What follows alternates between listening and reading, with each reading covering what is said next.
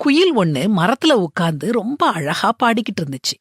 ஒருத்தன் அது பக்கத்துல போய், நீ மட்டும் கருப்பா இல்லனா ரொம்ப நல்லா இருந்திருக்கும்னு சொன்னான். அப்படியே நடந்து கடல் பக்கம் போனான். நீல வர்ணத்துல கடல் அழகா காட்சி அளிச்சது. கரையில அலைகள் ஆர்ப்பரிச்சுக்கிட்டு இருந்துச்சுது. அத பார்த்து அவன் கடலை பார்த்து, உப்பு மட்டும் உன்கிட்ட இல்லனா உன் மதிப்பே தனிதான்னு சொன்னான். பக்கத்துல ஒரு தோட்டம் இருந்துச்சு. ரோஜா மலர்கள் பூத்து குலுங்கிக்கிட்டு இருந்துச்சுது.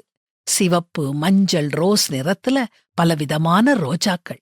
ரோஜா மணம் காற்றுல மிதந்து வந்துச்சு. ரோஜாவை பார்த்து அவன், முட்கள் உன்கிட்ட இல்லன்னா நீ இன்னும் சிறப்புன்னு சொன்னான்.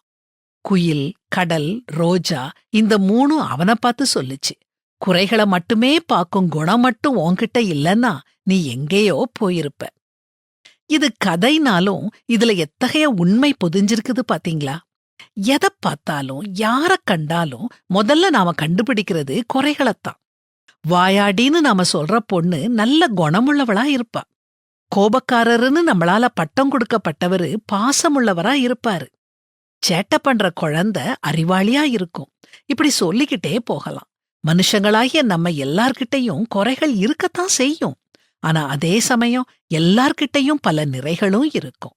குறைகளை பார்க்காம மற்றவங்களுடைய நிறைகளை பார்த்து அதை பாராட்டி அவங்கள சந்தோஷப்படுத்துவோம்.